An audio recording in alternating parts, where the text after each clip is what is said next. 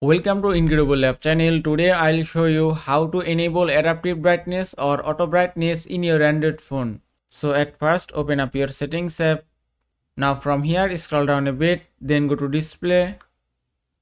Now here you can see adaptive brightness option. Now you may ask, how does it work? Adaptive brightness is an Android feature that adjusts your display brightness level based on the nearby lighting and your preferences.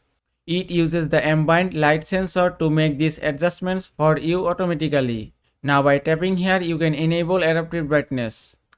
And you can see it's enabled successfully. Now if you go to home screen and then swipe from top to bottom, then tap on three dots.